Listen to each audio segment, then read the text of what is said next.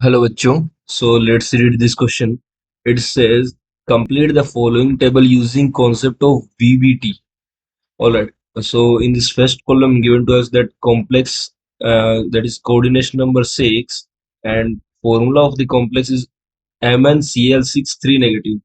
Then second is geometry बतानी है अपने को and hybridization भी बताना है, number of unpaired electron बताना है और magnetic moment निकालना है. Okay. So first of all यहाँ पे जो फंडामेंटल की कॉन्सेप्ट यूज होंगे उनके बारे में डिस्कशन करते हैं. सो देखना, यहाँ पे वीबीटी के बेसिस पे अपने को बताना है ये सब कुछ.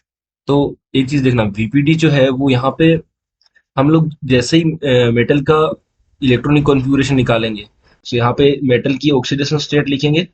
उस ऑक्सीडेशन स्टेट के बेसिस पे उसका इलेक्ट्रॉनिक कॉन्फ़िगरेशन लिखेंगे.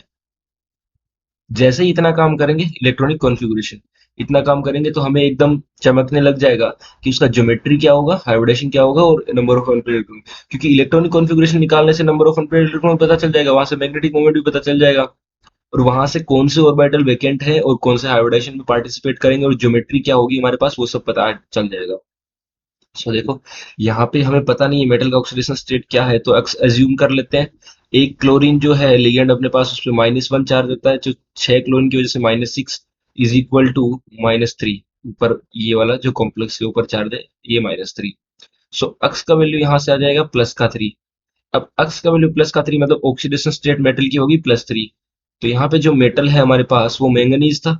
मतलब मैंगनीज, जो मैंगनीज का न्यूट्रल स्टेट में हम लोग सबसे पहले हाइब्रिडेशन लिख सकते हैं, सॉरी हाइब्रिडेशन नहीं, इलेक्ट्रॉनिक कॉन्फ़िगरेशन. तो मैंगनीज का होता है 3d5 4s2. All right. और ये मैंगनीज, ये तो आपको पता ही होगा कि ये 25 नंबर पे आता है एटॉमिक नंबर में. ऑल राइट, ये एक बात होगी. अब हमें निकालना है मैंगनीज +3 का. सो देखना, मैंगनीज +3 में जब करेंगे तो यहाँ पे क्या हो जाएगा हमारे पास, 3d5 की जगह 4 रह जाएगा और 4s में से 2 चले जाएंगे. दो तो ये चले जाएंगे और एक इसमें से चला जाएगा. तो यहाँ पे क्या, 3d में 4 रह जाएंगे और 4s में 0 हो जाएंगे. सो ये अपने पास हो गया. अब देखो, यहाँ पे जो है क्लोरीन जो होता है वो स्पेक्ट्रोकेमिकल सीरीज के बेसिस पे वीक फील्ड लिगेंड है. यहाँ पे देखना, जो क्लोरीन माइनस होता है ये वाला लिगेंड है, ये होता है वीक फील्ड लिगेंड, WFL. अब वीक फील्ड का मतलब क्या होगा, ये यहाँ पे पेयरिंग नहीं करवाएगा.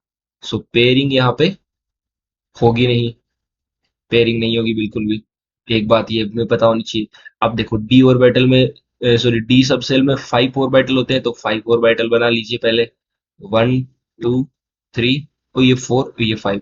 अब यहाँ पे देखो, जो हून्स और अफबाउ का जो प्रिंसिपल होता है उनके बेसिस पे हम लोग पहले एक एक इलेक्ट्रॉन भरते हैं, तो एक एक भर दिया, यहाँ पे 4 भर दिए. उसके बाद में देखो, डी तो एक ही वैकेंट है लेकिन हमारे पास यहाँ पे 6 क्लोरीन है और कोऑर्डिनेशन नंबर 6 है. कोऑर्डिनेशन नंबर 6 में अगर अगर इनर ऑर्बिटल कॉम्प्लेक्स बनाना है तो हमारे पास D2sp3 होना चाहिए हाइब्रिडेशन. लेकिन यहाँ पे तो डी एक ही खाली है, तो D2sp3 तो पॉसिबल है नहीं. इसका मतलब यहाँ से एक S आ जाएगा और आगे से 3p आ जाएंगे. 3p खाली पड़ा है, मतलब p कौन सा, 4p खाली पड़ा है ना. और 4p के बाद में 4d भी तो खाली पड़ा है. तो 4d कितना है, 5 होते हैं डी में, तो D 4d 5 खाली पड़ा है. ये 5 खाली हो गए. अब देखना, यहाँ से हाइब्रिडाइजेशन क्या आ जाएगा हमारे पास, एक एस यूज हो जाएगा ये वाला और 3 पी यूज हो जाएंगे, एक एक दो एक तीन, और फिर 2 डी यूज हो जाएंगे, D2. तो यहाँ से हाइब्रिडाइजेशन आ जाएगा हमारे पास sp3d2. सो हाइब्रिडाइजेशन वाले कॉलम में हम भर देंगे sp3d2. ये एक बात. अब उसके बाद में ज्योमेट्री पूछी हमसे, और जब भी sp3d2 हाइब्रिडेशन होता है उसके कोरस्पॉन्डिंग जो ज्योमेट्री होती है वो होती है ओक्टाहेड्रल. ये हमें याद होना चाहिए, पता होना चाहिए, ज्योमेट्री के बारे में आइडिया होना चाहिए. सो यहाँ पे फंडामेंटल कॉन्सेप्ट जो की कॉन्सेप्ट में है, उसमें एक चीज और ऐड कर सकते हो कि कौन से हाइब्रिडेशन के कोरस्पॉन्डिंग कौन सी ज्योमेट्री होता है. सो कोऑर्डिनेशन नंबर 6 में यहाँ पे मोस्टली आप देखोगे कि ओक्टाहेड्रली होता है. ओ एच लिख देता हूँ, ओ एच का मतलब ओक्टाहेड्रल. और ये हाइब्रिडेशन पे डिपेंड करता है, जैसे sp3d2 है अगर, या फिर एस D2sp3, ये जब भी ये दोनों हाइब्रिडेशन होंगे उसके कोरस्पॉन्डिंग आपको ऑक्टाहेड्रल ही मिलेगा. ठीक है, D2sp3. तो ये एक बात हो गई. अब देखना, तो यहाँ पे हाइब्रिडेशन आ गया अपने पास sp3d2. और सेकंड थिंग बात करेंगे, यहाँ पे ज्योमेट्री क्या आ गई, ऑक्टाहेड्रल. तो ऑक्टाहेड्रल को हम लोग सिंपल में OH लिख सकते हैं. और नंबर ऑफ अनपेयर्ड इलेक्ट्रॉन तो यहाँ पे दिख ही रहे हैं, एन का वैल्यू 4 है। और देखना, जब भी number of unpaired electron n हो तो यहाँ पे मैग्नेटिक मोमेंट निकालने का हमारे पास एक फॉर्मूला होता है, mu equal to n, n plus two, और ये सारा रूट में, और इसका वैल्यू होता है बोहर मैग्नेटोन। सो यहाँ पे एन का वैल्यू हमारे पास है 2, सॉरी एन का वैल्यू है 4, तो यहाँ पे 4 रखोगे, 4 plus 2 that is 6, that is under root. तो ये कितना आ जाएगा, 24 का रूट आ जाएगा ना।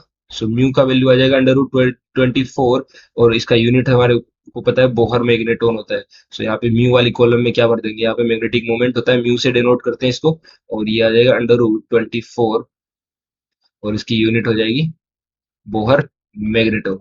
So these all will be the final answer of this question. I hope you all will understood it very well. Thank you very much. All the best.